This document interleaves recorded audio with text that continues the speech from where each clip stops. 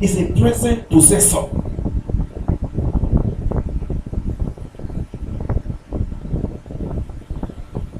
Number 5.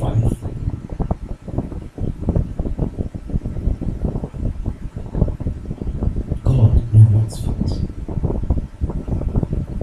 Pastor, what's happening today? You're not walking by faith. Hebrews 11 says, without faith it's impossible to please God. But he that cometh to God must believe that he is, that he exists, and as a rewarder of they that diligently seek him. He told Abraham, get thee out of thy country, get thee out of thy kindred, get thee out of thy father's house, unto a land I will show you. Abraham did not see the land. Hebrews 11 says, Abraham went with God, not knowing where he was going. He was living the known to the unknown. That is faith. He was living what in the eyes of man was certain to what is uncertain. That is faith. But he went with God because he believed God. And he got up, carried his family, and left all of the Chaldees. That's why he's the father of faith. People don't want to leave their comfort zone. No. I'm going to remain in Mesopotamia. I'm going to remain in all the Chaldees. No, where are you taking me to? You must show me the land first. You must show me the papers first. You must show me. Oh, can you imagine? So you don't get your word. So, and God reckoned it all to Abraham for righteousness as you obeyed God. Genesis 12:26. It was reckoned unto him for righteousness. Just look at the story of Abraham. Every time you obey God, God rewarded.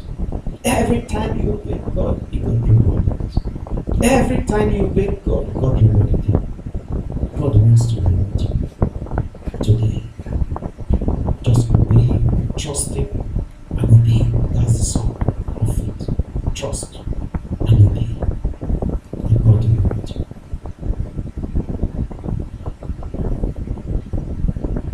Number 6. Faith brings you to the God life.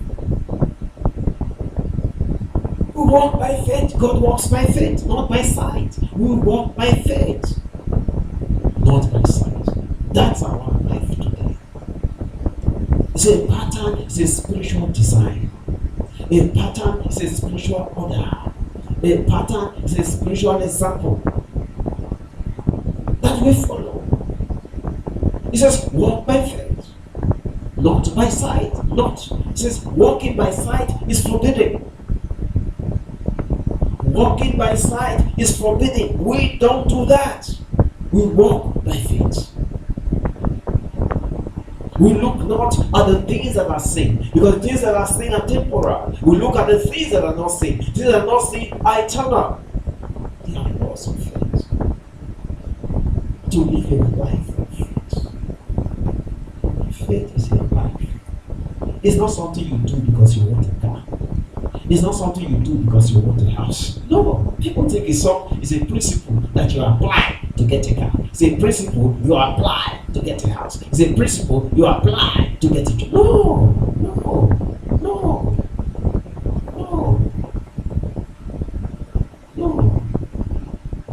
Abraham had a house.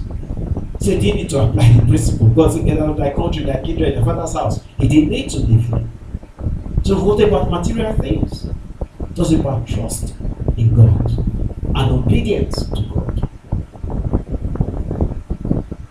That's the God life. If you walk by faith today, God will walk with you. So Enoch walked with God and he was not.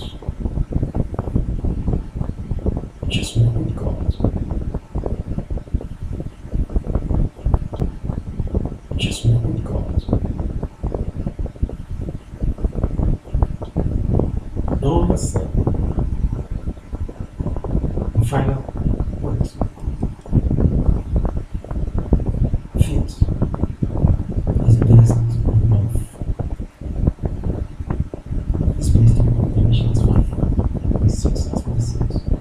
Say faith that worketh by love.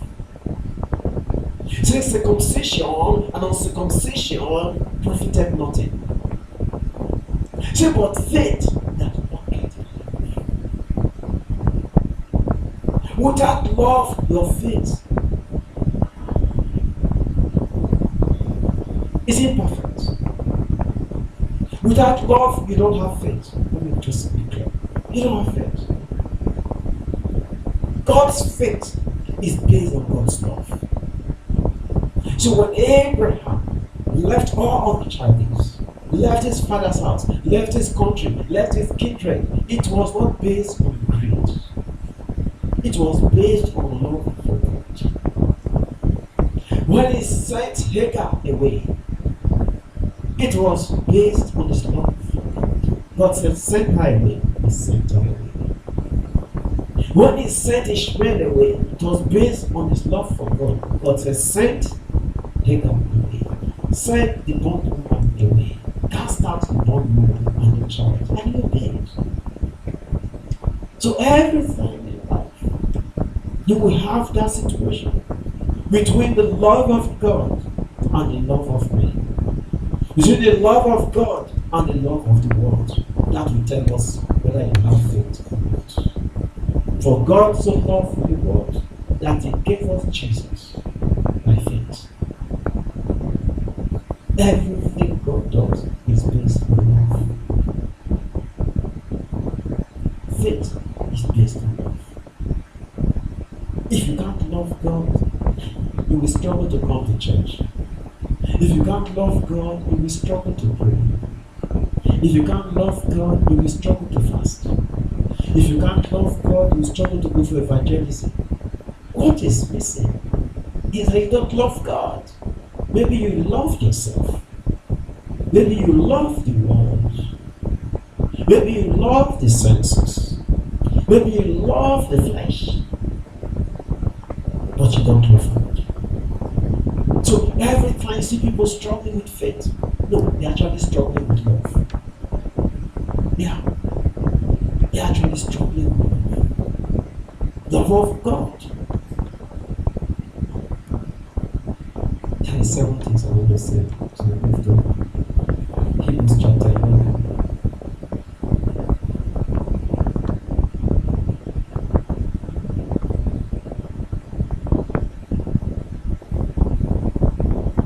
Hebrews chapter 11. Verse 1.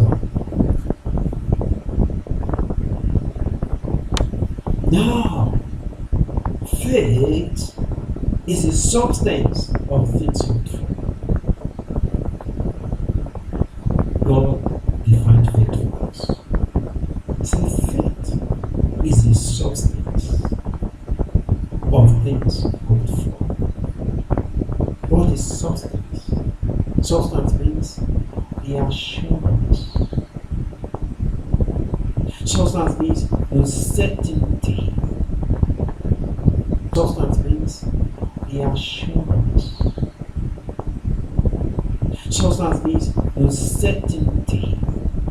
Substance means the foundation. Substance means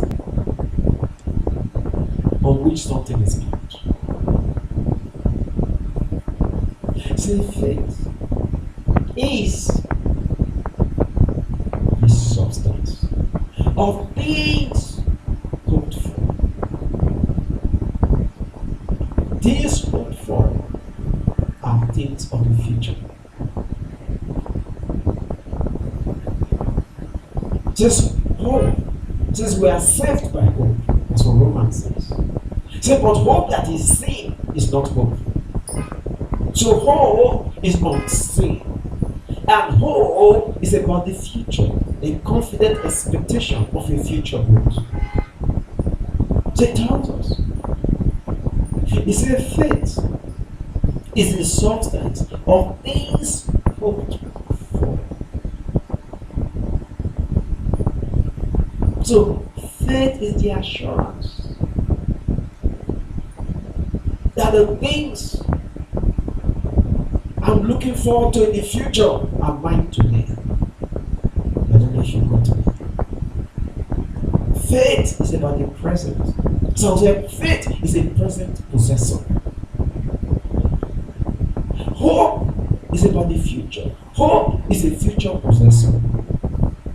But they are brothers and sisters. They are twins. They work together. So while faith is saying today, hope is saying tomorrow, and we are saying, hey, how am I sure about my tomorrow? Faith says your tomorrow is settled.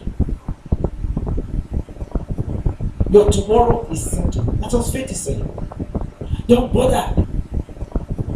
Your tomorrow is settled. That's what faith is saying. Don't bother about your tomorrow. It is settled. That is faith. You can't separate them. They work together. One is talking about today. The other one is talking about tomorrow. But we cannot live in tomorrow because we are in today. So faith is bringing tomorrow into today. So it's the substance of things hoped for. Pastor, can you give me an example, please? I'm excited to hear this your example. Number one hope. The hope of resurrection. So we are confident. 1 Corinthians 15 says that Jesus is the first fruit from the dead, and each in their own order. As Jesus resurrected, the church also Jesus resurrected,